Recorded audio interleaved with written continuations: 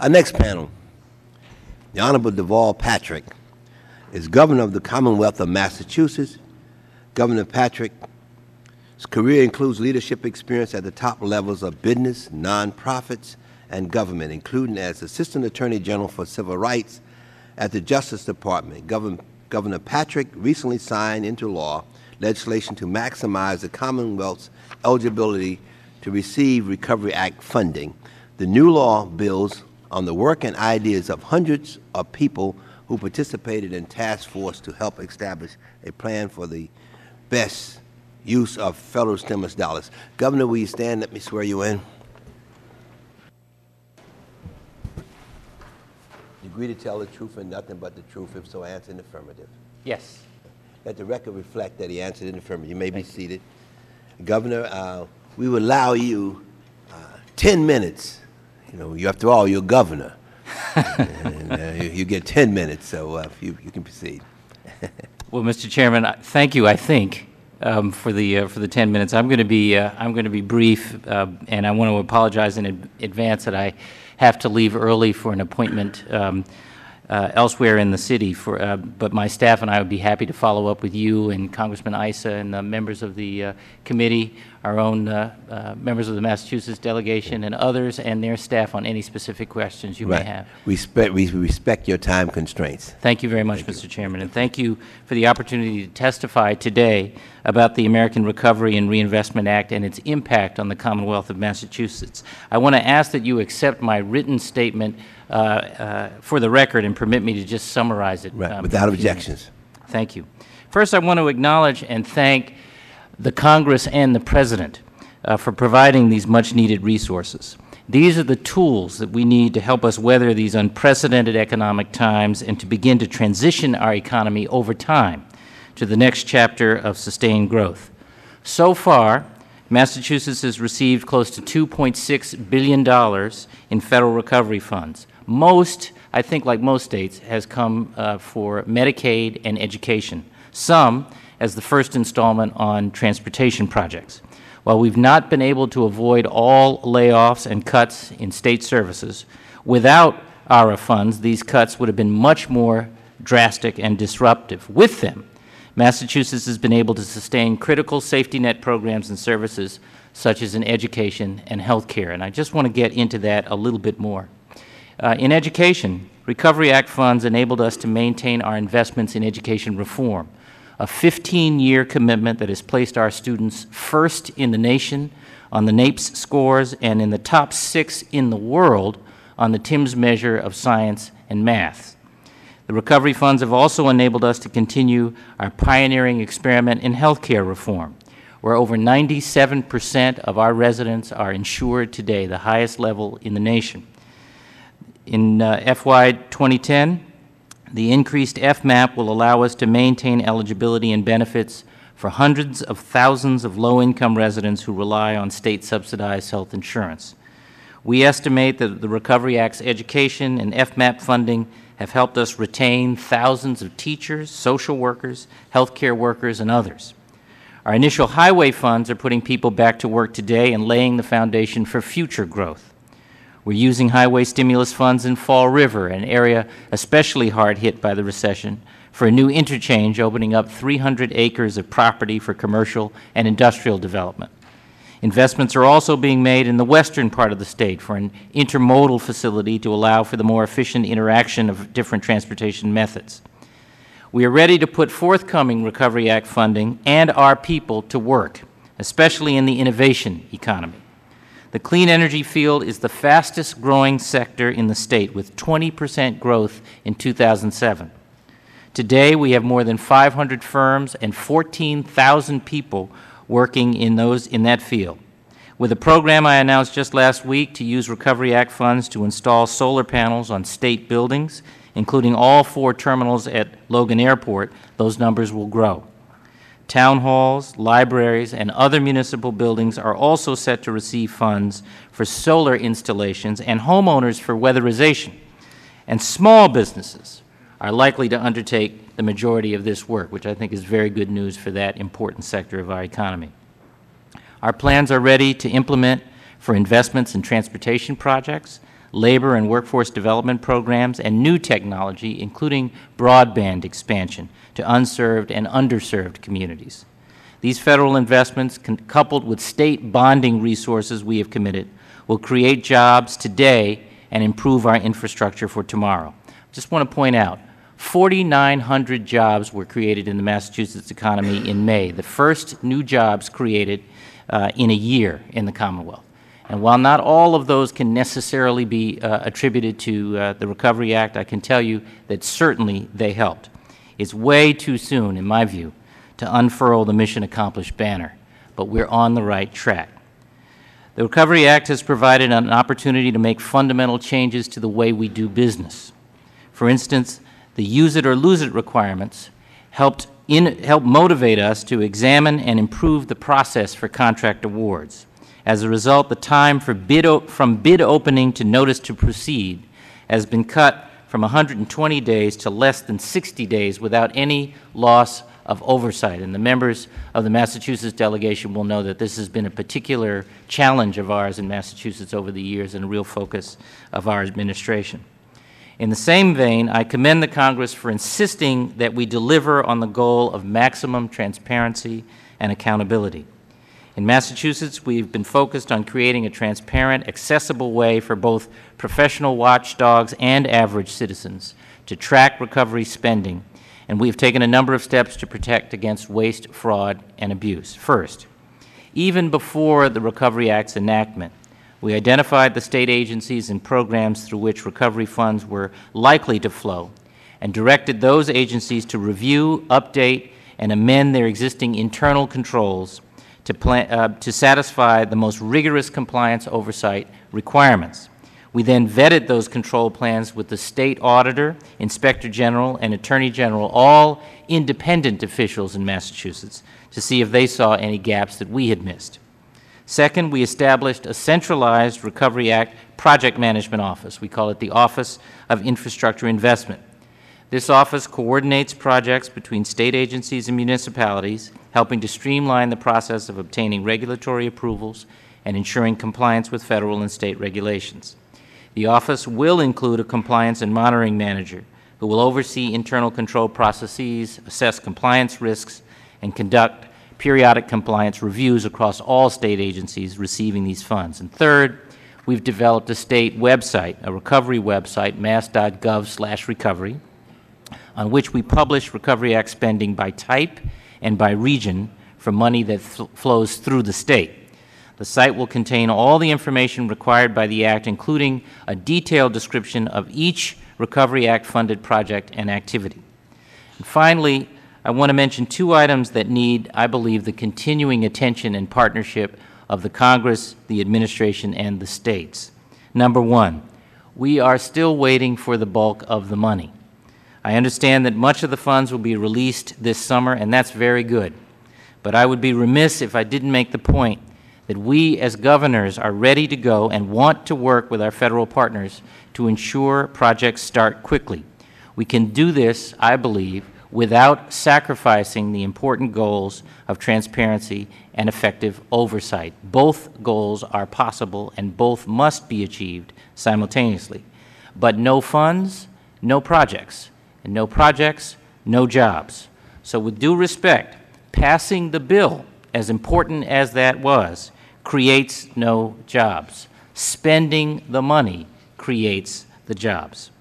Number two, although I commend Congress for authorizing states to utilize a small portion of Recovery Act funds for central reporting and accountability systems, the process that states have to go through to obtain authorization to begin spending these funds needs to be simplified.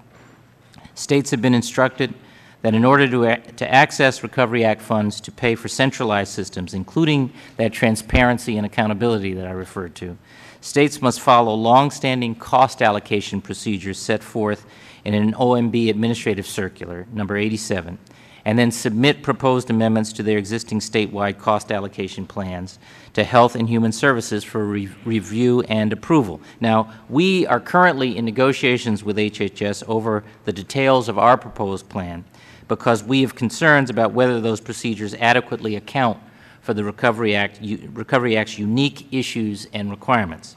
In the meantime, however, we can't access the funds until we finish those negotiations, and it's unclear when those negotiations will conclude. And to the best of my knowledge, there is no other state that's in a different position. Everybody is stuck on this particular point right now. Now, our controller has shared these concerns with OMB. The issues are complicated. We have a very productive working relationship and discussion with OMB, but we need to conclude this as promptly as possible in order to allow the time to build those accountability and transparency systems to track Recovery Act spend. So again, I just want to thank you for inviting me today. I thank you for the initial investment in the long-term effort to help America recover from this economic crisis, and I am happy to take any questions that you may have. Thank you very much, Thank you, Governor. And let me just inform the members that we have two other governors that will be joining us, and we just swear them in at that time. At this, I would like to yield 5 minutes from the gentleman from Massachusetts, Mr. Lynch. Thank you, Chairman. No, I'm sorry, Mr. Lynch. And the reason for it is that he yielded his time. Mr. Lynch. Oh, thank you, Mr. Chairman. Governor, I appreciate you coming here and helping the committee with its work. I do have a copy of Gene Didaro's, the report on the Recovery Act funding and the results that his periodic review has done in Massachusetts. And I would say that, at least according to this report, you got pretty strong marks. There are some questions, but for that which he could determine, Mr. Didaro has, I think, expressed some confidence in the way that you're handling in Massachusetts, and I appreciate that. Thank you. I do want to say that originally the Recovery Act was all about creating jobs, and that's how it was announced to the public, and that's how its success or lack of success is being measured, and I think that's fair. When you think about the difficulties we're having, the focus on job creation was the simplest way, I think, to address that crisis. But through the legislative process, it became more than a jobs creation bill. It became a massive health care supplemental and education supplemental, which were desperately needed in Massachusetts and around the country, but not necessarily job creation measures. Desperately needed, but the money that we spent on education, the money we spent on health care, wasn't necessarily resulting in the creation of jobs, and I think some people forget that fact. The other piece that I think has confounded us all is the fact that it has taken so long for some of this money to get out on the street, get out on the job sites, create those transportation jobs that we were hoping for. And I want to ask you, it seems to me in reading the report by Mr. Didaro and the Government Accountability Office that there was a pipeline for the health care money to get out there. It was all set up. There's a pipeline for the education money to get out there. There are systems in place to spend that money. But in one-of-a-kind projects, transportation projects, infrastructure projects, there was not these were one-of-a-kind projects. They were basically established by the governors in terms of priorities. So there's been a delay in getting, look, I'm a former iron worker. Nothing makes me happier than when I see the iron workers and the building trades people go to work. Right. And I just want to ask you about the difficulty that we're seeing that you expressed in your own comments about getting that money out on the job sites and creating these jobs. What do you think where do you think is the holdup? What is the key component here that we're missing in seeing this very long delay in getting that money out to create the jobs? Congressman, thank you for your comments and questions, and let me respond to both of them. First, the job creation versus job retention, both are important, because if and to your point, I agree with you, the bill is trying to accomplish more than one thing, and those different or added goals were developed in the course of the legislative process, and we not only respect, but we appreciate that.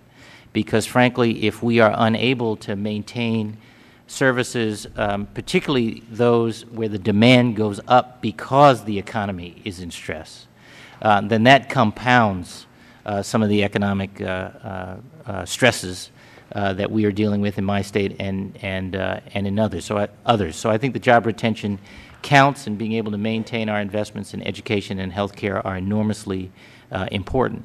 In terms of the length of time of moving the money out, and again, I make the point, and I have made it privately to agencies as well, no funds, no projects, no jobs. That's where the job creation comes from. I think that everyone is trying to balance another objective of the Act and of good policy making, which is utterly thorough oversight, and to make sure that we, because I think there is a sensitivity that a misstep could rightly or wrongly discredit the whole program. And so in the cases you talked about, the agencies are having to create new guidelines, new frameworks for moving the money out. They have been very open to consultation from governors and others about what those guidelines ought to be. But until those are in place, we are told the money won't flow. Most of them are in place at this point, and so I think the summer is when we'll see a lot of those funds coming our way. I jump in on that? Please do, Governor. Thank you. Governor, we didn't swear you in yet, so you're going to have to hold it for a second. I promise I'll tell the truth. You have to hold it for a second. I tell you, let me swear you in. If you stand now, we can swear both of you in. I haven't been sworn in. We swear both of you in. Governor O'Malley hasn't been sworn. Yeah, but you agree to tell the truth and nothing but the truth. If so, answer in the affirmative. I do. Right. You may be seated. Now you can participate. I think the point that Governor Patrick made is a very good one. And I think the administration worries about it, and we do too. I mean, I have personally said that I am going to oversee every dime of the stimulus money for my last 18 months in office because I want it to go well. And I see, and I don't mean yourself because you're certainly not alone, but I read in the newspapers, Politico today, stimulus money getting out too slow, et cetera, et cetera, et cetera. If this money had been thrown out the door without proper planning, if this money had been rushed out on the streets, a compacted RFP process so that really the governors could pick who the contractors were, et cetera, well, there would be hell to pay because there were two things that all of us worried about, and I think the administration did too, getting it done fast, but getting it done right. And I think the administration has struck the proper balance, and I think we have. I saw Mr. Marino's answer. I don't know if it was Congressman Iss's question, but where he said, look, where there were existing streams, like the transportation money we just handle like any federal funds. The money flowed to the regional planning organizations by formula. They made the decisions on projects, gave them back to PennDOT. Where that on more than half of our 242 transportation projects, we have $1 billion plus in transportation dollars. That's incredible to do it in less than 4 months. The transportation plan was approved March 12th. It's less than 4 months. That's an incredible record of success.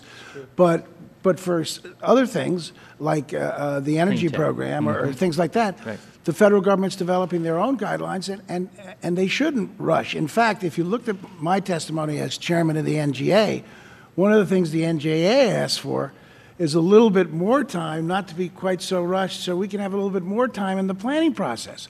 Because it's our rear ends on the line. If something in Pennsylvania or Maryland or Massachusetts gets screwed up, there's waste or fraud or the money goes to projects that aren't worthwhile, we're going to get it before the administration. I think they've struck the proper balance. If you're frustrated, so am I. I believe that this program will, in fact, have a significant effect in not only job retention, but in job creation. But remember, it's just barely July. July, August, September, October. You will see unbelievable amounts of people coming back to work on the infrastructure portions of this, and orders going into factories all over the country. So I think we tried, and the administration did, to do the two things: do it fast, but do it right. The gentleman's time has expired. Thank you. Thank you. Sorry if I took. Thank you, Governor Patrick. I appreciate your being here, and I understand you have to leave very shortly. So I'll be brief. this may not come as a surprise to you at all, but I have a concern specifically in your state, and correct me if anything in the Boston Globe is wrong. There isn't time. I do it with the LA Times whenever I can too. But the federal prevailing wage is $37.45. It was reported in a couple sources here, but I have the prevailing wage, if you will, the actual market rate wage in your state in the Boston area is $27.09. So federal prevailing wage is higher than the actual prevailing wage of sort of everybody, and that's not uncommon. But Massachusetts has chosen a prevailing wage of $58.84, and it's been reported by the Boston Globe and others that this represents, depending upon which figure you look at, $141 million to, I have figures up in the $174 million range, but just using the Globe, $141 million of wasted money. Now, can you explain to us why you would pay higher than the federal prevailing wage if the money was delivered to you by the federal government in order to maximize the, if you will, gain in jobs or minimize the loss of jobs? At the earlier testimony, the $141 million would be at least 1,500 jobs that would have been saved had you used the federal prevailing wage, and of course even more had market forces allowed for, if you will, in a tough time, the lowest wage, the highest return to Massachusetts, right, and of course the greatest amount of people not laid off. Congressman, thank you for the question. If you give me the site of whatever article it is you are referring to, I'd be happy to check on and follow up. I think you know that we have different prevailing wages for different trades, right, and different jobs. And as you said, the average prevailing wage is lower than the federal average prevailing wage. But I'd be happy to check on those facts. Well, $141 million total was from the Beacon Hill Institutes. And like I say, we'll give you a copy of this. Okay. But this goes to, you know, the Congress passed this with a Davis-Bacon provision. So there's no question that you were required to use a federal prevailing wage. You were not allowed to use, if you will, what I might have considered, which was get the maximum amount of people working. My grandfather worked in WPA, and trust me, that was not a federal prevailing wage as we understand it today. They were paid very little, but they were paid every day, and it really made a difference in knocking down unemployment. Right. And to a certain extent, this is fashioned after WPA. We're asking you to find projects, in this case, shovel-ready, but find projects, get them out, get a maximum amount of people. You've been, to a certain extent, incentivized to do it based on number of jobs, not necessarily dollars spent. That's right. That's right. So wouldn't it be, as governor, as chief executive, wouldn't it be reasonable for you to have tried to maximize the number of jobs it created rather than the maximum dollars to those who were fortunate enough to get those jobs? Well, Congressman, I appreciate the question, but in my original line of work as a lawyer, that would be called a question that presumes a fact, not an evidence. You've told me what you've read in the newspaper. I don't know. I haven't seen this article. I would not. I understand the Boston Globe is not as widely read. Well, it's not a dig at the Globe. It's just I don't know what you're referring to. I do know that we have, in the view of our own oversight and the Inspector General's oversight, complied fully with the expectations. Well, yeah, there's no prohibition paying more than Davis-Bacon. I understand that you had, as chief executive, would you say, and this is not based on facts, not in evidence, but would you say that your obligation is to get the maximum work done, the maximum number of employment, and therefore the least expensive cost of each production? Meaning, if you will, if you can pay less or mandate a lower figure than you currently might mandate for a particular job, right, wouldn't it be consistent with the intent of Congress and with the best interest of the people of your state that you in fact do that? Well, not only would it be consistent, but I think it's what we do. We have our own state laws that require an open and transparent bidding process, and that decisions be made based on the most effective and least expensive. Okay, bid. and I thank you, and we'll provide you a copy of this, and perhaps That'd you be can great. give us a We'd be happy response to come back anything to on you. that. Thank you. Great, thank you. Governor Patrick, thank you so much for your participation. Thank you very much for your According to the indulgence, Mr. agreement, it's now 1:02, and I'm 2 minutes behind my schedule with you. Thank you so much for coming. Thank you. Thank you. At this time, I would like to yield to Congressman Van Hollen to introduce the Governor of Maryland.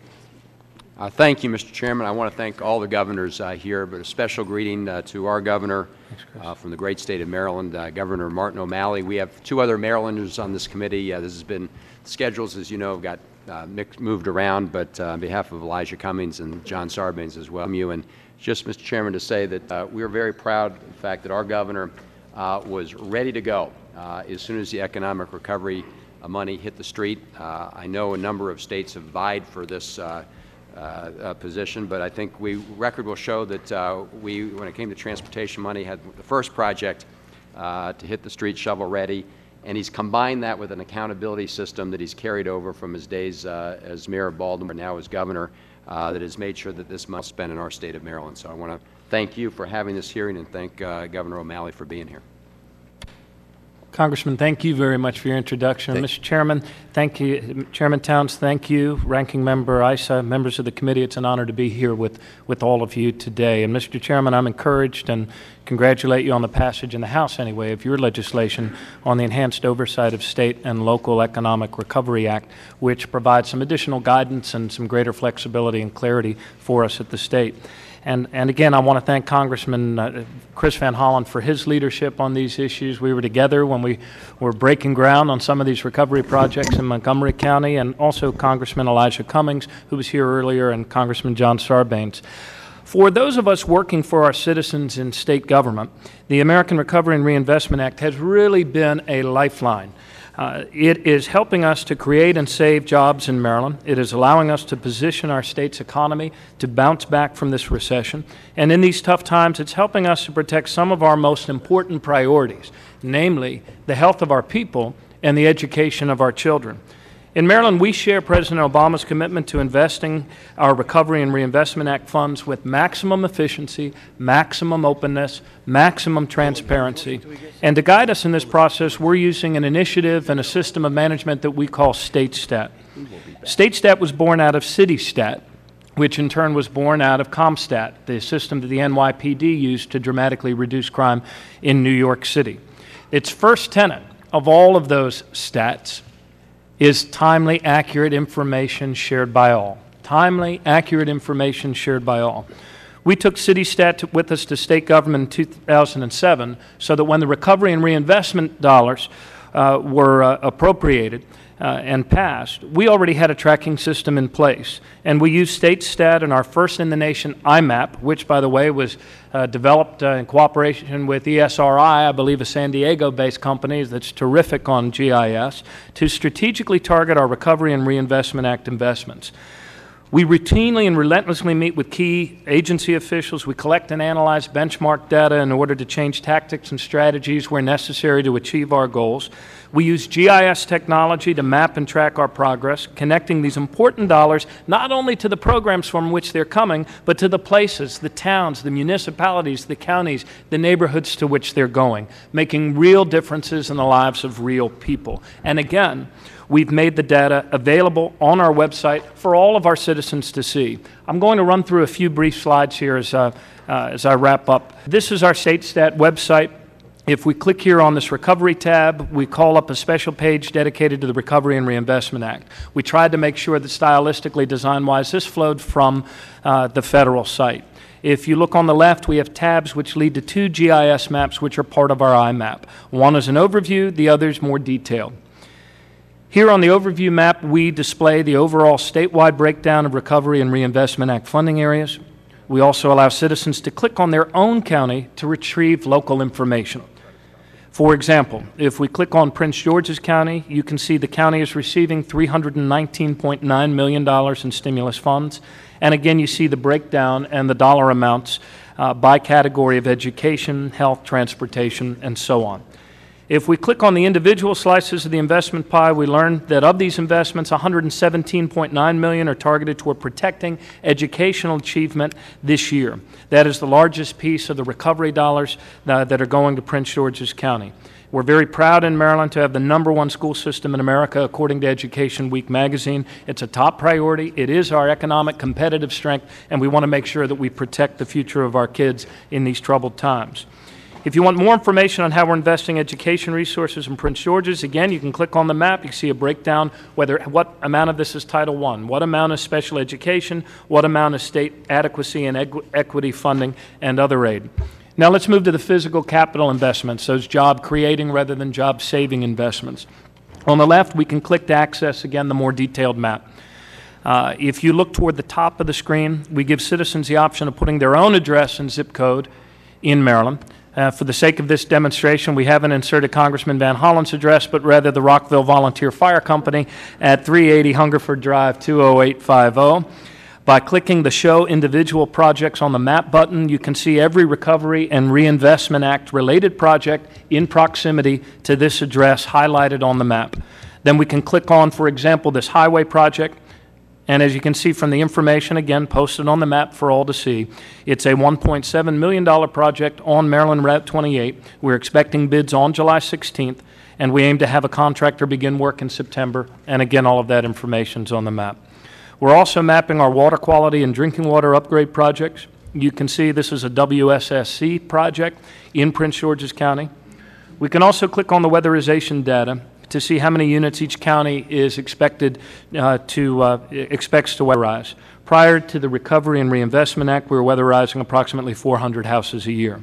With these important investment dollars, we've set a goal of 3,000 houses in 18 months. The website allows citizens to track our progress, again, in their own county and statewide. And through StateStat, we're looking at the same data to ensure that we're meeting our goals and to hold relevant agencies accountable for changing course if necessary. Only 2 more slides, Mr. Chairman. StateStat also updates the map on a weekly basis to reflect the fast pace of the implementation of our transportation projects. On transportation, if you will, and zoom in, for a level of specificity available that allows any citizen to easily view things such as who has been awarded the contract for specific transportation projects, also the bid and award date of these projects, the amount, also the degree of minority business participation as part of this contract. As I mentioned, for every awarded contract, we're also tracking that minority business enterprise participation. And once the contract is awarded, we're able to show the level of minority business participation. And Congressman Cummings has been a national leader in these efforts, and we appreciate his leadership and partnership. In conclusion, Mr. Chairman, these are just a few examples. But all of the information is available. Most of these programs are already in existence. We've made all of this available to see on our recovery website, broadly sharing information instead of hoarding it, providing for maximum degree of openness and maximum transparency, giving our public the tools that they need to monitor the progress of their own government. To those who are rightfully concerned about the integrity of these Recovery and Reinvestment Act dollars, we agree with the words of the great Louis Brandeis, who said that sunlight is the best of disinfectants. And by measuring performance, by promoting openness and transparency, by using tools like mapping and the Internet, we believe that our efforts can go a long way in conjunction with other states towards guarding against waste, fraud, or abuse, and perhaps more importantly, strengthening the connections between citizens and their government and the results that all of us want to see from these Recovery and Reinvestment Act dollars, namely an economy that's expanding, an American economy that's creating more opportunity and more jobs. Thank you very much. Thank you very much, Governor O'Malley. I'd like to ask unanimous consent that the Congressman Dent from Pennsylvania be allowed to sit, and Congressman Robert Brady of Pennsylvania to sit. They're not on the committee, but be allowed to sit. And then I would like to yield at this time for Congressman Brady to introduce the Governor of Pennsylvania, Governor Rendell. Thank you, Mr. Chairman, and also thank the ranking member and the members of the committee for allowing me to participate. It's my honor to introduce to you my governor, our governor in the state of Pennsylvania. And when they first passed the stimulus package and we heard that it wasn't going through congressional districts, there was a little bit of concern out there with all of us. But when I heard it was going through the state, through our executive director, our executive office holder, our governor, through the state of Pennsylvania, I was really relieved because I've known the governor for 8 years as a district attorney, 8 years as our mayor, and now 6 years as our governor. And he's extremely fair. He's extremely knowledgeable.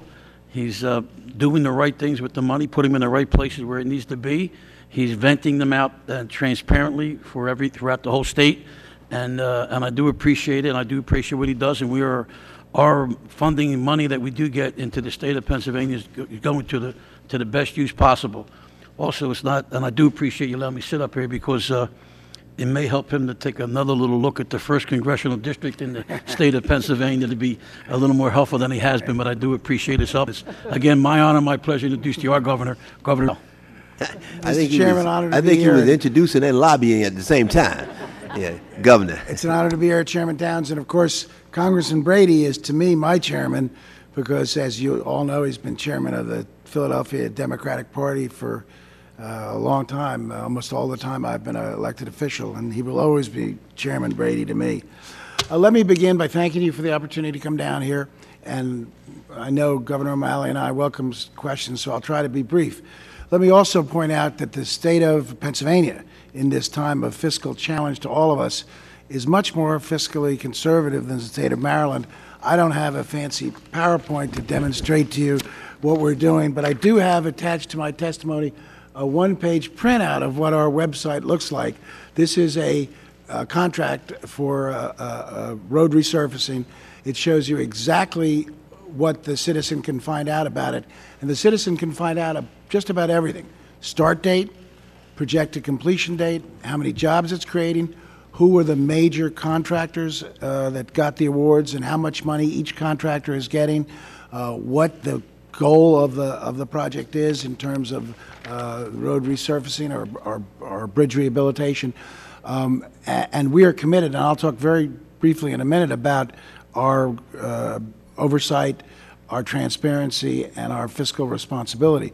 But I do want to say one thing, because I had a chance to listen to on TV to the prior panel, and I want to say one thing about the stimulus. And I had a chance, Congressman and I had a chance to discuss a little bit about this idea that the stimulus isn't moving as fast as it could. Governors, and Governor O'Malley and Governor Patrick will remember that, we met with President-elect Obama in Philadelphia in very early December. And the purpose of our meeting was to ask the President for help in 3 ways. 1, to help our citizens who are in need and struggling with the stimulus. 2, to help states that were just, because of the downturn in revenue, were up against it. And 3, to create jobs through infrastructure. The stimulus program, I think, took great steps to achieve all 3 goals. Pennsylvania gets $9.9 billion of stimulus money through formulas for Medicaid, for infrastructure, for energy, for education, 9.9. Our citizens get about $8 billion directly from the stimulus. And our citizens, 3.7 million Pennsylvanians, are enjoying the tax cut that is already appeared in their paychecks. Almost 1 million Pennsylvanians are enjoying the additional money in the SNAP program, in what we used to be referred to as food stamps. Over 100,000 Pennsylvanians are getting extended and increased workman's unemployment compensation benefits. So the point of giving direct aid to the citizens, that sometimes is overlooked when we talk about stimulus.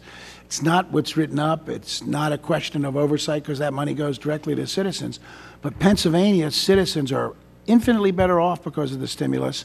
And a lot of that money, like the $32 increase in food stamps a month, that has pumped a significant amount of money into the economy. And food stamps get spent. They get spent immediately. And they get spent at usually corner grocery stores, and it goes all the way through the distribution chain, that type of spending. So number 1, I think the stimulus has achieved its goal early on in helping individual citizens, and I'm sure the same thing is true in Maryland and Massachusetts. Number 2, providing essential aid to the states. 30 of our states have raised taxes this year. Almost all of our states have made significant cuts in services. The increase in taxes, the cuts in services, would be infinitely greater were it not for the aid that the stimulus program has given to the states. Without the money that we receive in this coming fiscal year, we'll receive close to $2 billion in stimulus aid that helps us defray costs in our budget. Without that, there would be thousands of additional layoffs, not just of state workers, state police, caseworkers in our system, but teachers, local law enforcement officers, municipal and county workers and employees. All across the state, we would have seen thousands upon thousands of additional layoffs. And when you do this computation, and I know it's very difficult to put your finger on it, how many jobs the stimulus retained, how many jobs it created. Well, I can tell you, because of the direct aid to states, it helped retain an awful high number of government jobs. And that not only helps job retention, but it helps keep those people out there serving the people in need at a time when obviously need is increased because of the economic recession. The third goal of the stimulus was to jumpstart ready-to-go projects. And I think most of us have done it right. Most of us took the transportation money, working with our regional planning organizations, and did fix it first. Why did we do fix it first? Because if you're fixing a bridge, you don't have to do an environmental assessment, you don't have to do an environmental impact statement, you've got the right-of-way acquired, and you can get to work on that bridge in less than 4 months, and in Maryland's case, even faster. So we did fix it first, and we're spending the money. Pennsylvania originally had 242 projects. By the way, the good news is, because construction costs are lower than anticipated, 17% lower in Pennsylvania, we're going to be able to add more projects to the ARRA list. But we have work has begun on 131 of our 242 bridge and road projects in less than 4 months.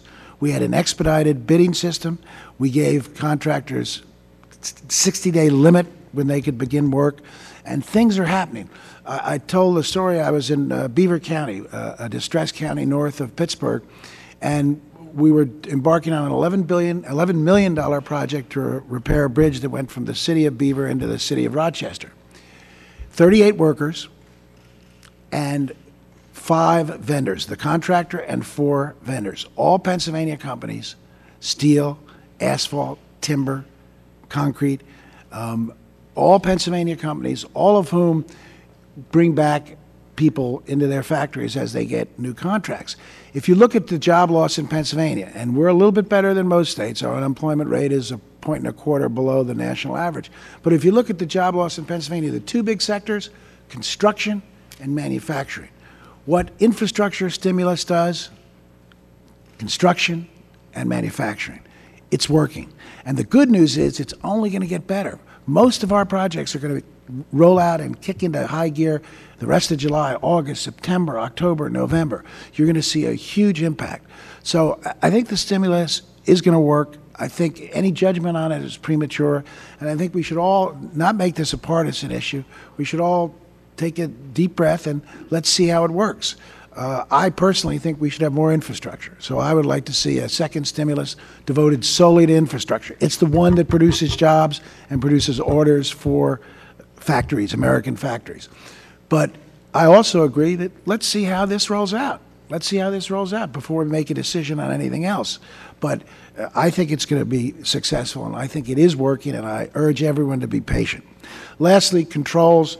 We're much like Governor O'Malley, and Governor O'Malley has done a fine job in controls. Our transparency is just that. We even take input before we issue RFPs, like on weatherization, for example. Pennsylvania spends $30 million a year on weatherization. Most of that is federal. We're now in receipt of $253 million of weatherization funds, 30,000 homes. We don't have, initially, we didn't have a clue how to ramp up because most of the $30 million is done through nonprofits. So we went online and got suggestions from people and providers and the nonprofit community themselves, and we had discourse online. It's really exciting to see the discourse. We have oversight. We hired a retired CEO of a company, a real tough former West Pointer. He is our accountability officer, and he has wide sweeping powers. We put together an oversight committee. As Congressman Brady knows, the 2 senators were allowed to put 1 person on the committee. The Republican House caucus put 1 person on the committee. The Democratic House caucus put 1 person on the committee. Same thing with 4 caucuses in Harrisburg. So we have 8 members that came from Republican and Democratic members of various legislatures. Then we have the head of the Chamber of Commerce, the head of United Way, and the head of the AFL-CIO, and that's our 11-member oversight panel. In terms of fiscal controls, well, Pennsylvania every year, state and federal and other fund money, we spend about $61 billion. And we're fortunate that we have all sorts of controls, pre-audits, post-audits by the Auditor General. We have controllers in every department. We've got a very, very good sound system. But we didn't rely on just our system and just the federal controls. We worked with the GAO, and the GAO has been tough. I don't know if Governor O'Malley would agree with that, but the GAO holds us to a very tough standard. They wanted us to do risk assessment. We have 90 different stimulus projects. We did a risk assessment with the GAO and came up with 15 of the ones that are the highest risks, including, for example, the weatherization project. And GAO in its report says Pennsylvania has taken steps to track recovery funds and assess risks. So we've gotten high marks. We're going to continue to get high marks because it's important to us. The Congress and the administration took a leap of faith with stimulus. And we know as governors that a lot of the implementation is on our hands. And ladies and gentlemen of the Congress, we don't intend to let you down.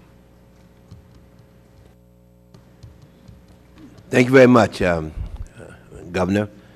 Yield 5 minutes to the gentleman from Massachusetts, Mr. Turney. Thank you, Mr. Chairman.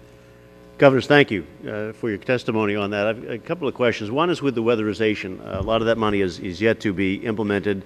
I think, Governor Rendell, you mentioned that the infrastructure is a bit of an issue. Could each of you tell us what you're doing to make sure that, that we have that infrastructure ramped up? I know we have monies in the Green Jobs Act, which could train people for that, as well as other resources, and then what structures you're going to use to actually get it done, and when do you think, in your respective states, that money will start to show an impact in terms of hiring people and getting the work done? Governor Rendell, if I could ask you to start. Well, sure. It's as I said, it's one of our biggest challenges because our infrastructure spends $30 million a year. All of a sudden, we have $253 million to spend in 18 months.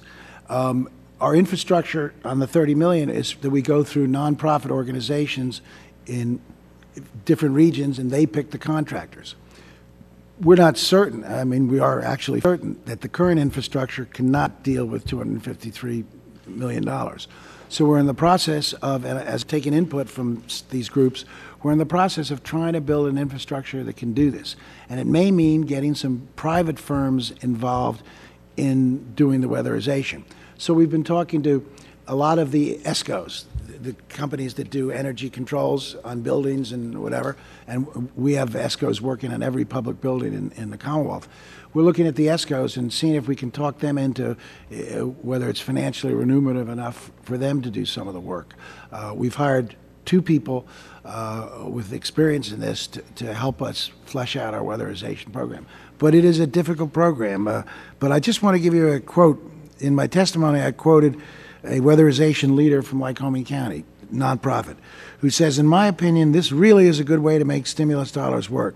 There'll be job creation, subcontracting, and materials purchase. But the beauty of it, too, is we'll be helping a lot of people reduce their energy costs. So I think the weatherization program is a great program. Once we can gear it up, I think you'll see a tremendous amount of job creation, and again, tremendous amount of subcontracting and material purchase. No, I agree with your last point wholly. That's why I asked the question. Governor O'Malley. We began our first we commenced work on our first weatherization project approximately 2 weeks ago at a home of a very nice family in Montgomery County. And what we have found is that the capacity for accommodating the weatherization work was better in some counties than in other counties. And so we've created partnerships much like the ones Governor Rendell talked about. We found that our community colleges are also tremendous sources for us in terms of providing the training, and the companies themselves are helpful in that as well. It has been a bit of a ramp up. Some of our counties are partnering with neighboring counties in order to get them up to steam, but we've already begun that work, and we anticipate that we're going to be able to fill the demand and get it done in a timely fashion. And to add to what Governor O'Malley said, it's a great program for taking displaced workers, cabinet makers, whose factory closed because they made cabinets for homes, for new homes, taking them and giving them not jobs that necessarily are going to pay at the income level they were getting before, but jobs that will get them an income flow again. And we're spending, the stimulus gave us almost $700,000 to do $700 million to do job retraining. And we have a lot of retraining programs through the Department of Labor for the weatherization program, because 30,000 homes, you can imagine, in 18 months, it's very labor intensive. Well, thank you. I know a lot of members here are having some discussion about whether or not the jobs are being created fast enough, but I note that our minority leader, John Boehner, was quoted on the 15th of June as saying he's pleased that the federal officials stepped in order for Ohio to use all of its construction dollars for shovel-ready projects that will create much-needed jobs. And I think that's what most people expect, that this will happen on that. Do you agree with Mr. Boehner that, once we get this money out of the federal agencies and to the states, that in fact we should see some jobs created in both your states? At every level. I mean, the transportation money, again, Maryland was ahead of a lot of us, but you're going to see in Pennsylvania, July, August, September, October, November, tremendous amount of construction work. I mean, a tremendous amount of construction work. Do you agree, Governor O'Malley? Yes, Congressman, I do. We anticipate some 17,000 jobs being created in the course of the life of the stimulus on transportation, supported because of these transportation dollars, not to mention the water and the wastewater projects. And they will have a ramp-up trajectory. Is there any doubt in either of your minds that the money from the Recovery and Reinvestment Act given to states so far has at least stopped or enabled you not to lay off additional people? I know it's been tough on everybody's state and some people have been laid off, but what would be the situation in your state in terms of people losing their job and things not happening, services for citizens, if the ARRA monies had not been out there? Well, I hesitate to think. I can tell you that there were 700 jobs that were about to be eliminated within our state government on the eve of the passage of the Recovery and Reinvestment Act. So that's 700 right off the top. But the ripple effect of that, the cascading effect of that, if we had to close $2 billion, $3 billion holes in our budget in the current year, that would have affected all of our school districts. There would have been teachers being laid off, or would have been other layoffs at the local level as well. We would have exacerbated what is already a very daunting and challenging problem. So there's not a doubt in my mind that these dollars have actually been very, very effective in keeping this unemployment rate from being worse than it otherwise would be. And I agree, and I related that in my earlier testimony. But I also think it is creating new jobs. The 38 jobs on that bridge in Beaver County that I talked about, every one of them were building trades, men and women, who hadn't worked in 6 months. Hadn't worked in 6 months. The vendors told me that they were bringing back people that they had previously laid off. We had a big ceremony. So we're actually, in addition to retaining, we're creating new jobs. And I also want to say that I think most states, and I know Maryland's doing this, we're not using this stimulus money as a supplanting money we've been spending before. For example, and Congressman Brady knows this, Pennsylvania is engaged in its own accelerated bridge program. I got the legislature to commit an additional $350 million last fiscal year to do bridge work. All told, there's $1 billion of road resurfacing and bridge in ARRA. All told, Pennsylvania is spending $3 billion on this. So we're trying to add to the stimulus program with our own stimulus, and I think that's true in a lot of states. Thank you both. Thank you, Mr. Chairman. Expired. Thank you very much. I now yield 5 minutes to Mr. Chaffetz of Utah. Thank you, Mr. Chairman, and thank you, Governors, both, for being here. Appreciate your service and your commitment to our country and your states, and I appreciate the opportunity to ask you a few questions. Governor Rendell, how many jobs have been created in Pennsylvania with the stimulus? Well, so far, of the $17 billion that's coming into Pennsylvania, about $1 billion has been spent. Now, when I told you that 131 of our 242 projects are underway, right? We pay as you go. We reimburse for work done by the contractor. So that number is going to ramp up very, very, very fast. I would say on creation of jobs, probably a couple of thousand at this point. On retention of jobs, probably 5,000 to 10,000. But is there any metric? I mean, I guess one of the things we struggle with is everybody estimating and guessing. I mean, the real number that we look at is the unemployment rate, and it's skyrocketed. Well, It has not achieved nearly what agreed. it's For supposed us, though, our unemployment rate is about 1.25 below the national average. Still horrible, Right. horrific, but 1.25 below the national average. I think stimulus has helped us to some degree. And again, the state stimulus adding to the federal stimulus, I think, has been very effective for us. Whereas we're just starting work on the bridges and roads with the federal stimulus, our accelerated bridge program, we had targeted 470 bridges, and we're working on 420 of them now. So that's had an effect. It's difficult to understand, and I know each of us want definitiveness. Well, the problem is, you say $1 billion and talk about 2,000 jobs, and yet we hear from the testimony from the Office of Management and Budget that one of the most important things you can do is get people money back into people's pockets. Well, there's no question. That we're going to create 70% of the jobs created in this country are created from small businesses. No question. Yet, when I hear Governor O'Malley talk about 700 jobs, those are 700 government jobs. No, but first and foremost, the retention of jobs initially, the biggest. I mean, pardon me, Governor. My time okay. is so short. I know I'm interrupting you. With all Don't due worry about respect, your numbers directly coincide from what we heard from the Office of Management and Budget. The federal government has spent some $75 billion, and yet can only point to 150,000 jobs. We're talking about $500,000 if I'm doing the math correct. I think I can explain that. And your numbers are somewhat similar, which is very revealing. I think I can explain that, though, Congressman. A lot of that $1 billion has gone to individuals. It's gone to the worker who lost his job and is getting unemployment comp. He's now But that's getting not more creating jobs. I mean, No, I understand. But what I'm saying is, remember, the stimulus had a number of different goals, and I hope everyone in Congress. My understanding, it was jobs, jobs, jobs. Right. It was, but it was also relief for people in need. So, would you consider giving an unemployed worker longer period of unemployment compensation and a higher stipend? That's not going to create, maybe he'll have more money to spend. I agree with you. But do you think that was an appropriate thing to do under stimulus? Like when you go out and you spend billions of dollars, there are going to be jobs created, and there's going to be relief given to people. Right. I understand And that. relief was part of What it. I understand, but I And guess where economic conceptually I demand. disagree with is the idea and the notion that where government is creating jobs. They're creating government jobs. The perspective I have is let's empower people.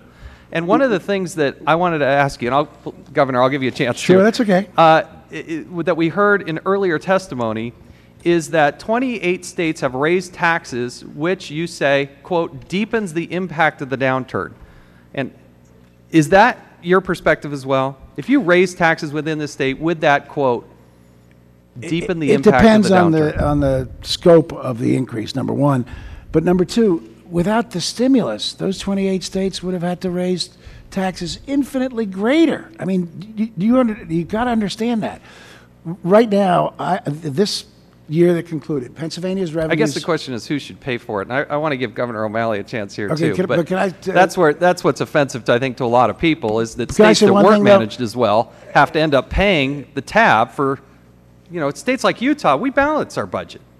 We don't have that. We had a $400+ million rainy day fund. We didn't even have to tap into that. And We cut Congressman, expenses. I would submit to you that if you looked at the demographic of Utah, it's totally different than the demographic of Pennsylvania and Maryland when it comes to people living below the poverty line, the number of disabled people, the number of special ed students. You can't compare apples to oranges. But the one thing that I wanted to say is, look, I think the stimulus bill was misnamed. Part of it was stimulus, part of it was job creation, but a lot of it was relief. And part of the semantics, I guess, we're struggling with is what the jobs are. But that's why I would like to see, again, and I know my guess is you're not very in favor of an additional stimulus, but if you do it, just do infrastructure. I guarantee you can come to any one of my infrastructure projects. 3.5% of the stimulus was infrastructure, as I understand it, roads and bridges. I mean, think that's it's a little higher the than that. But look, scam. Wow, do come on, infrastructure because I can bring you to every infrastructure project we've got going, and you will see people working who weren't working before. You'll see Pennsylvania factories getting orders that didn't have orders before, and that's what it's all about. And they work for private companies. And they work for private companies. They don't work for us. Gentleman's time has long expired. Thank you, But Mr. Chairman, when the governor was saying jobs, jobs, jobs, give us public works jobs, road jobs, it was just too good to cut off, wasn't it? Yeah, I must admit that was. But the point is that I think that the gentleman needs to understand, though, that when you look at the whole situation in terms of job creation, you cannot look past retention. I think about the 14,000 teaching jobs that were saved in New York City as a result of the stimulus package, which means that that affects our educational system, because if they had been laid off, then the classrooms in terms of the amount of students there would have been much larger. Learning would have probably, the process would have slowed down, and all these kind of things would, anyway, let me yield to the gentleman from Virginia, by the way of Massachusetts. I thank the Chairman, and I would ask, without objection, that my opening statement be entered into the record. Without objection. Mr. Chairman, it's fascinating to me to hear my friends on the other side of the aisle express so much concern about jobs, since every one of them voted against this recovery package. And had, in fact, their view prevailed, there'd be 0 jobs. 0. And in fact, it was because of their importunings, there was less infrastructure investment, exactly. Governor Rendell. Isn't that true? Oh, there was a movement in the House to dramatically raise the infrastructure investment, and that got voted down. Precisely. The AMT may be a good thing to do, but it was because of 3 members of the other side of the aisle in the other body who insisted that had to replace infrastructure money, that went in the stimulus bill. Correct. But having said that, one of the things that concerns me is we've seen some linear thinking in this hearing today that literally takes the amount of money and divides it by the amount of jobs and then says that's what it costs per job. Is that how it works?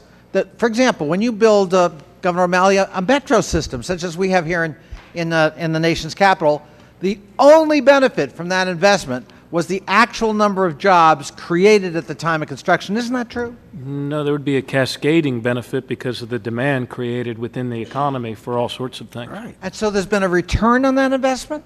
There's a return that's much greater than the initial investment, which is why in the past this great country always made big investments like that. So, for example, Governor Rendell, when Dwight Eisenhower, a Republican president, absolutely, had the vision to make an investment in the interstate highway system, which today I think probably would have been opposed by some of my friends on the other side of the aisle.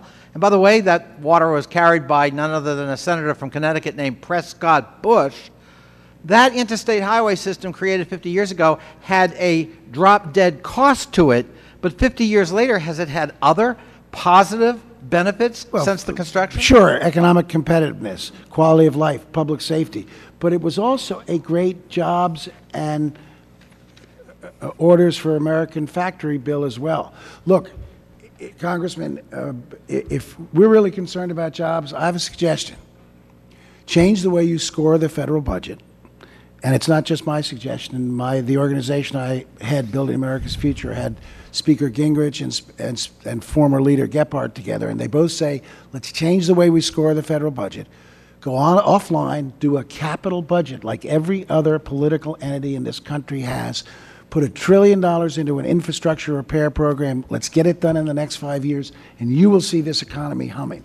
Not just construction jobs, but steel plants. Good point, Governor Rendell, but I guess I want to still return to the point that you and Governor O'Malley have clarified for us, that you can't just count the exact jobs created by activity X today.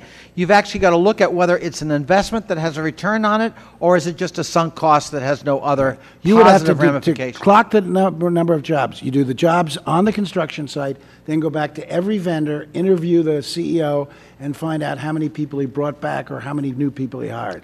That's the only way to accurately do it. But then when you look at the lasting nature of the infrastructure, we also have future generations that benefit from the upgrades to the roads, the bridges, and also the water and infrastructure and its impact on the environment. Enhances mobility, transshipment, movement of goods and services, absolutely, helps the economy in creating aggregate demand. Is that true? That's true. So we can't just look at it in a linear way. I also heard earlier this morning from our friends on the other side, the idea that wouldn't have tax cuts been better than direct spending? Did we not try tax cuts like the largest tax cut in history in 2001 in this economy, Governor Rendell? We did. And Governor Rendell, what was the net effect of job creation from those historic tax cuts in 2001 by 2009? We actually lost jobs in the country, and not all to blame on the tax cuts, but tax cuts clearly by themselves don't work to Do create you know how jobs. many jobs have been lost, as a matter of fact, in that recession that began in 2007, not in Several million. January of 2009? Several million. 6.5 million jobs lost. So we've tried that. Is that true? Agreed. And remember, just to be fair, it was President Obama who suggested the $800 a family tax cut, which I believe went to pay off bills, which was a good thing from the family standpoint, didn't create any jobs. I would love to have seen some of that tax cut money traded for infrastructure, because we know infrastructure creates jobs. There's no doubt about it. There's no quarrel. There's no debate. And by the way, infrastructure is not a Republican or Democratic issue. I testified before a Senate committee, and Senator Inhofe, one of, I guess, conceded to be one of the more conservative members of the Senate, said that aside from keeping the peace, he thinks building the infrastructure is the second most important thing we can do as a nation. And we ought to get to it. And I might add that President Obama also had to labor under the burden that any chief executive of a republic does, of fashioning a consensus to get his package through Congress. And to have done nothing was certainly, I don't think is an option that anybody in these halls would say was available to him. I thank the chairman. Thank you. I yield 30 seconds to the ranking member, and then at that point I'll yield 5 minutes to Mr. Dent, who has been given unanimous consent to be able to participate. Thank you, Mr. Chairman, and I'll use just a small part of it to recognize the senior Senator Gore for his contribution in that superhighway system under Eisenhower. Mr. Chairman, pursuant to Rule 6, Clause 2, I request to call witnesses selected by the minority on one day of hearing concerning the tracking of Federal Recovery Act dollars, funding, we request the hearing take place before the summer district work period at a mutually agreeable date. Mr. Chairman, briefly, the only reason for this, as we discussed, is that we weren't able to have a third panel. That panel was dismissed, and it was found to be inappropriate to put them on either of the first two panels, so we do not have a witness, but we believe that it will be productive to have witnesses at a future time to be decided, and I thank the chairman. Congressman Dent from Pennsylvania. Thanks, Chairman, and thank you, governors, both for being here, and especially Governor Rendell, given I know I was a member of the General Assembly, and at a time like this, I'm really glad I'm not. And I know you are all going through a torturous process, and so delighted that you could be here with us. One thing on the stimulus. It seems that much of the funding is being used to fill holes, budget holes, potholes. And one thing I've noticed, too, that you're a great advocate for infrastructure, as am I. A lot of us are. But one of the frustrations, this is not a criticism of you or PennDOT. It's just the statement of reality that, according to what I'm reading from PennDOT, there's $307 million of commitments for roads, bridges, highway projects, and we've spent up to this point about $9.3 million. No.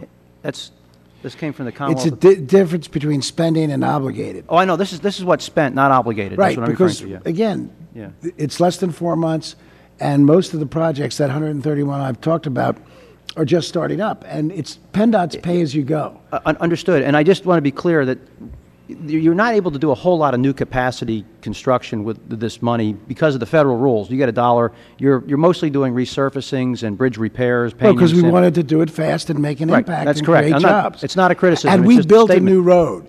We'd have had to do right-of-way and an environmental assessment or environmental impact statement. It would have been 2 years before we'd have a shovel in the ground. That's right. I mean, the process, the federal process, is what prevents you from spending money on new capacity. I mean, I think we agree on that point. But I guess that's the point I'm making. It seems that much of the stimulus money in Pennsylvania, and I suspect around the rest of the country, is being used for basic services, Medicaid, Title I, IDEA, and I think that's an issue that we are all confronting here. It's going to basic services relief as opposed to jobs. I guess we can have this argument about relief versus jobs, but nevertheless, it's relief money. One other thing too, in the GAO report, it says that the Pennsylvania Department of Education officials expressed concerns about assessing jobs created and retained, and that they are telling districts not to use the recovery funds to create new positions that will need to be sustained beyond the 2-year period, but instead to use the funds for one-time costs such as teacher retention bonuses and even some recruitment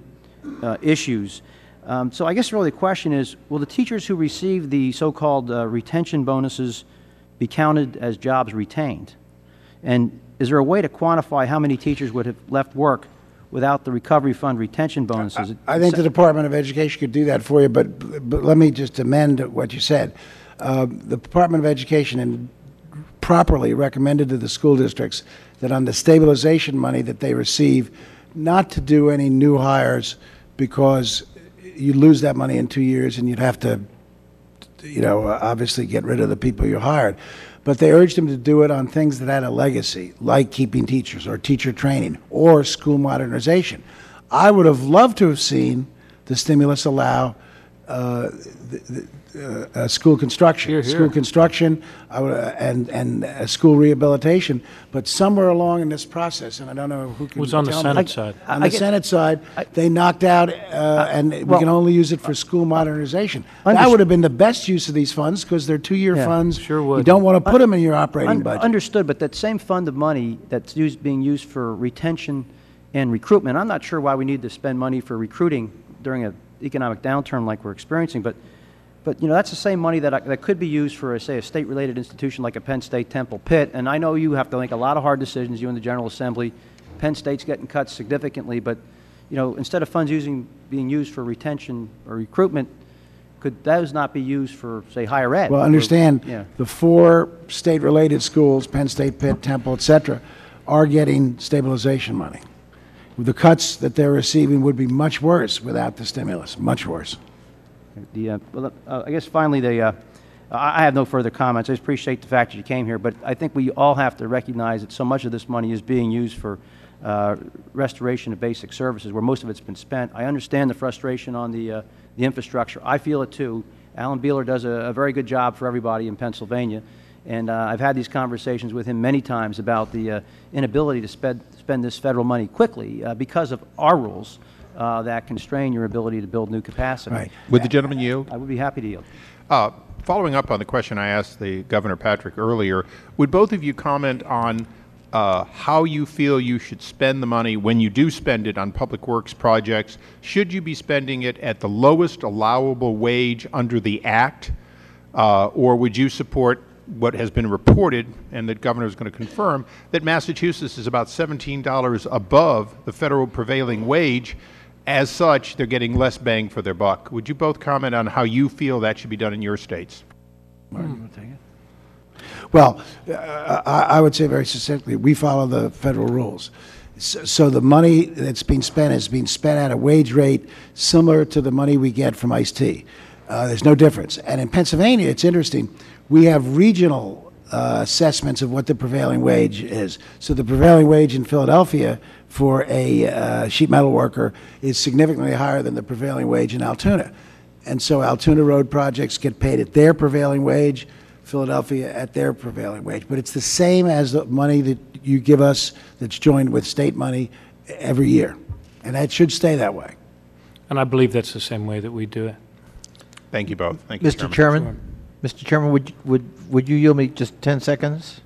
I will yield you 10 seconds, yes. To Mr. Ice's point, but irrespective of prevailing wages, is it not true that the cost of construction has come down so much that, as a matter of fact, these dollars are creating more jobs and allowing for more construction because of that? We're seeing very competitive bids coming in much more competitively. In other words, a better bang for the buck for our federal tax dollar. Our bids are coming in close to 17% lower than expected, which is going to enable us to not only do 242 projects, we're going to take that extra money, again, spread it through the regional planning organizations and do some additional projects. And Mr. Chairman, may I point out that the people that are competing for these jobs, these are small business people. Yeah.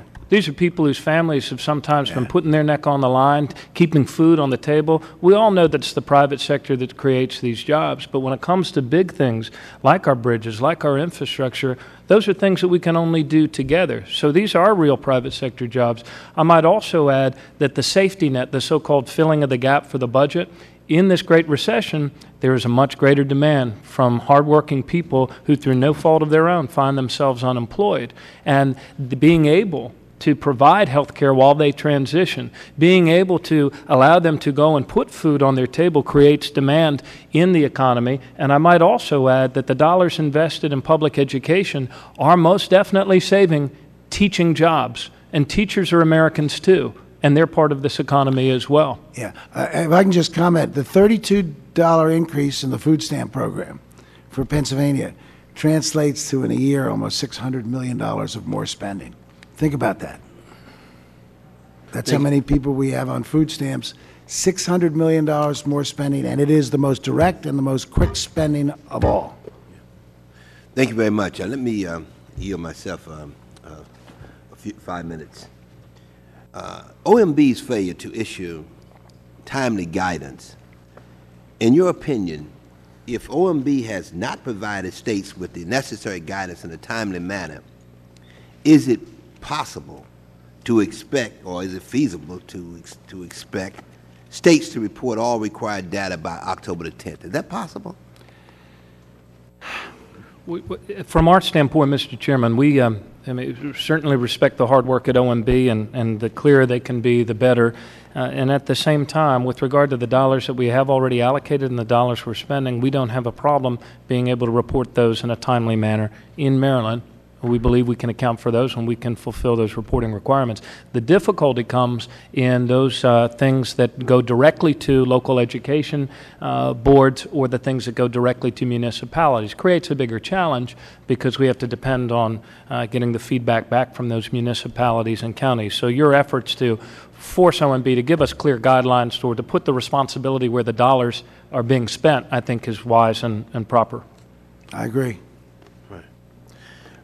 Another concern I have is that communities that desperately need Recovery Act funding are in essence being bypassed in many instances. Could you comment on this? I guess Governor Rendell, as chairman of the National Governors Association, are you seeing this occurring in other states?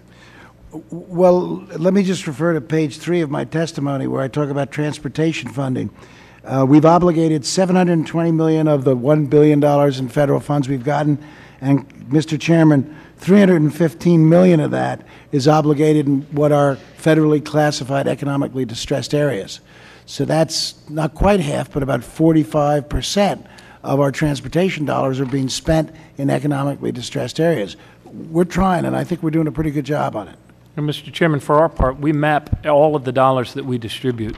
And I have no doubt that if we were not distributing these dollars in an equitable way, I would certainly be hearing from the community leaders, from mayors and other people. So I think the map, the openness, the transparency, showing where the dollars land is critically important, and all of us need to be able to do that, as indeed Governor Rendell has done on so many of the things he mentioned, the tax cuts, the SNAP dollars, the extended unemployment benefits. Right.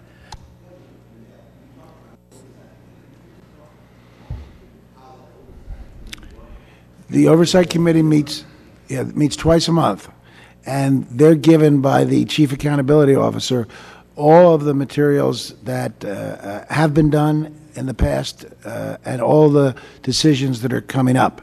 Now, they can't direct us to do anything per se, but we do listen to their advice and listen to their suggestions, and it's been a valuable process. One, we get some very valuable suggestions, but two, it really... Because I'm from Philadelphia, I was the mayor of Philadelphia before I was governor. Congressman Brady can tell you there's a belief out in the state that Philadelphia gets all the money. It's not true, but nothing I can do will disprove it. Since I've been governor, I've given Allegheny County, which is greater Pittsburgh area, about $800 million overall more than Philadelphia. No one in Allegheny County would believe that. So there was a thought, and Congressman Dent could probably tell you this, and some of his colleagues, that we were going to direct all of the money to the big cities in Democratic areas, et cetera. And that's just not the case. First of all, so much of the money is driven by existing federal formulas. So for our transportation dollars, every county in the state has transportation projects. And they made the decisions. They're involved in the regional planning organizations. They made the decision. The metropolitan Philadelphia area gets X dollars, a percentage out of our federal dollars. They got the same percentage out of stimulus that they get every year. But people sort of had the feeling that we would direct these dollars in a political or in a geographically sensitive way. And having this sort of oversight is good. I mean, I like it, actually. I like it. You have 5 minutes to the gentleman from California, Ranking Member, Congressman Issa. Thank you, Chairman, and thank both of your governors for remaining. We're going to have votes in a few minutes, so you will get a thankful relief when we leave for the votes, I suspect. But I'd like to expand on a couple of things. Governor Rendell, I can't resist. The last time we were together, we were talking A-10 aircraft, if you recall.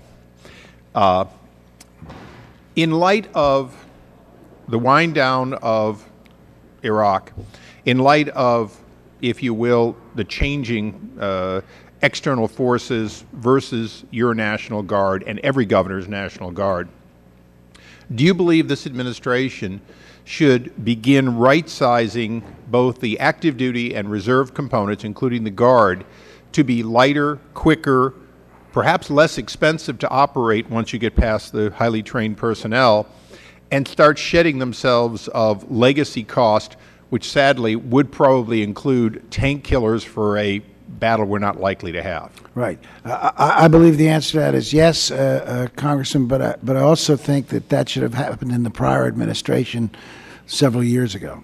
I have no doubt it should have happened many administrations ago. Right. But, Governor, would you echo the same answer that this administration now inherits this need to right-size, to make both active and reserves more appropriate to the likely wars we're going to fight, and make them lighter, quicker, and candidly perhaps provide you some further relief for the high tempo they've been experiencing? Well, it's an interesting question because I think at the heart of the question is the constant need for military reform, not to allow ourselves to be lulled into fighting or paying or investing in fighting the last war. But I think that you'll never find another time since 1814 when people have been more in danger here in the United States. So I think that there is a changing mission for the Guard, but I don't know if that will necessarily be one that is less expensive. More likely it'll probably be more expensive given the vulnerabilities that asymmetrical warfare poses to population centers, to ports, to critical infrastructure, telecommunications mode, cybersecurity, and the like. And one quick addition. Yes. We do need to replenish the Guard in every state. We've lost equipment that hasn't been replaced. That was a constant refrain that governors, Republican and Democrats alike, had with the prior administration. We'd get our Guard units back, but with 40% of the equipment we sent over. And Governor, that's the reason I asked the question for both of you. I'm not talking about going on the cheap, but many of you have legacy equipment, heavy tanks, get rid of those. All kinds of equipment that, although if you replenish them, you're back where you started. Isn't this an opportunity for the administration to go ground up and begin rebuilding the Guard, perhaps with different equipment, different missions, Absolutely. Rather than ordering just replacements? I don't know if you're familiar, Congressman, with the Stryker Brigade. I know Congressman Dent is. The Stryker Brigade is a very, very mobile, quick unit. I'm very familiar. I've visited them both in theater and in the West Coast. And Pennsylvania it's exactly what I'm talking about is, wouldn't you prefer that over Absolutely. M1 tanks? And not only for foreign encounters, but for your domestic mission. No question. Okay, and because there is talk of a potential next round, but even if there isn't, this is still continuous. Let me ask one more question, which is unique to governors and not covered in the stimulus, but perhaps should have been, besides infrastructure.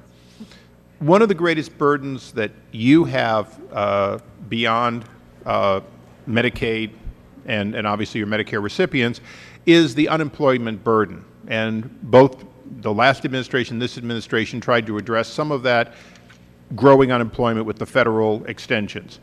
But the other burden you have, which often is called Medicaid and some of the other programs, is that when people become unemployed, they lose their health care or they lose the ability to pay their COBRA, is probably more often. Right. Do you believe that this committee or the Congress in general should begin looking separate from, we don't know whether we'll get comprehensive health care reform or not, but should we consider modernizing unemployment, or at least the federal match, to ensure that it anticipates paying for health care costs during the period of unemployment. Isn't that inherently the modernization of unemployment that has not been addressed? Yeah, I would say I mean, yes. I think we both agree, but Congressman, if I could tell you anything other than my constant refrain about infrastructure, I would tell you we ought to find a way, and I think it should be done in a bipartisan fashion. We should find a way to do health care. The time has come for America to take care of its people like every other modern country in the world does. And if we found a way to do that, we wouldn't have to do it. You're absolutely right. In the absence of a bill, that would be a great idea. Great idea. But I think we should get together and pass something. Thank you, Governor. And, you know, now that you're no longer mayor of Philadelphia, perhaps the appropriate legend of your ability to get Philadelphia their fair share and then some will fade in time. Thank you. I don't have much time left.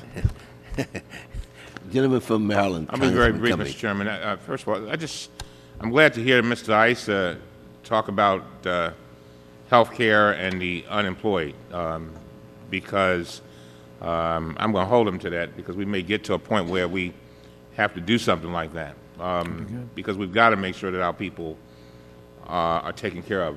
This country is, I've said it many times, we get our authority in the world by our moral authority and how we treat each other. And but on that note, Governor O'Malley, let me ask you, and both of you, before you all, earlier in the testimony, there were a number of people who raised the issue that this is temporary help. And how do we hold the governors accountable after this? And are we setting ourselves up for taking people up and then a drop when stimulus money runs out? Now, you all may have answered that when I was out of the room, but I mean, how do you look at that, Governor? Yeah, it's an interesting question. It's one that's often asked of us by citizens and small business owners of us. The fact of the matter is, I think that we all hope, regardless of our differences in governing philosophy, we all hope that this recession will be of a temporary nature, and that's why this aid is of a temporary nature. But fortunately, it does span a 2-year period of time. And as I said in my earlier testimony, I think Governor Rendell echoed this. This recession and unemployment would be so much worse were it not for the investments that came from the Recovery and Reinvestment Act dollars. So we hope that with this greater demand created in the economy through a number of different vehicles, including these important investments, that we start pulling our economy out of the ditch and where it's expanding and supporting jobs. And I might add, while it's certainly nothing that we can call a trend, for the last month that we have complete data in Maryland, we actually saw our state create 2,500 more jobs than we lost. Now, that was the first month that we had done that in a long time. Might be a blip, but, you know, all hope and progress starts with the first steps. I agree with everything Governor O'Malley said, and particularly the last thing, because the answer to your question and the answer to the citizens' question, 2 years from now, 2 fiscal years from now, our stimulus money goes away. But Pennsylvania this year had negative 8% growth. Believe it or not, for the Mid-Atlantic, that was good. The average Mid-Atlantic state had negative 14% growth. I'm predicting in this up-and-coming budget, 0 growth. For my first 6 years as governor, Congressman, I had between 5 and 6% growth. Every point of growth in Pennsylvania is worth $260 million. So let's assume by the year 3, when stimulus drops off, we're back to 5.5% growth. 5.5% growth means I'll have it won't be me, but the governor will have another $1.4 billion to cushion the blow of losing those stimulus dollars. It's all about growth. That's why the economy, first and foremost, the economy is important to people who need jobs. Yeah. But secondly, it's important for us to be able to do all the things that we do as a government, and some that we do very well and some not so well, and we need to improve. But it's all about growth, and that's why it's so important to get that economy back. We'll take care of the stimulus gap if we have growth again. Thank you all very much. Thank you. Thank you, Congressman. Let me thank the gentleman from Maryland as well. And let me say, I think the members, I think staff, I think the governors and all the witnesses that have participated today, I'm encouraged that since the enactment of the Recovery Act, we have made some strides toward putting our economy back on track. But I am disappointed in the overall results so far. Unemployment is at a high, and full force of stimulus spending has yet to be felt. Moreover, I remain concerned that with several issues related to the Recovery Act implementation. One issue that I intend to address immediately is the Department of Transportation's failure to define what qualifies as an economically distressed area for allocating Recovery Act funds. The point of this requirement is to direct stimulus spending to communities that need Recovery Act investments the most, like disadvantaged areas of my home district in Brooklyn. I will be sending a letter to the Secretary of Transportation, Ray LaHood, to explain my concerns and request a meeting with the Secretary to discuss this issue. Another problem that needs to be corrected is OMB's failure to issue all necessary guidelines. OMB's inconsistency in providing adequate and comprehensive guidance creates greater challenges for states to provide timely and reliable data by the October the 10th reporting deadline. This is another obstacle in terms of the majority of states that are already short-staffed due to severe budgetary cuts. In my home state of New York, state government agencies have been forced to function with a 10% reduction in their budgets for the fiscal year. The Office of the State Controller is particularly concerned that it will not be able to meet the escalating demands of auditing Recovery Act programs. The issue we discussed today are many of the same issues that we identified at our field hearing on the stimulus that led me to introduce H.R. 2182, the Enhanced Oversight of State and Local Economic Recovery Act. The House has passed this bill, and I hope we can continue moving forward until it is signed into law. We recognize that there are still important issues to be resolved before Recovery Act spending and accountability works as intended. Be assured that we intend to continue our detailed oversight of the programs until we finally see our recovery, the economic recover. Please let the record demonstrate by submission of a binder with documents relating to this hearing without objections. I entered the binder into the committee's records, of course, and now the committee stands adjourned. And let me again thank the governors for coming and staying. I apologize to you for the way that we had to do this because of there's a thing called votes around here, and that we have to make them, you know, and not, they complain about not being. So thank you, Governor Rendell. Thank you, Governor O'Malley. And thanks for the opportunity. Definitely. Thank you for coming. The committee stands adjourned.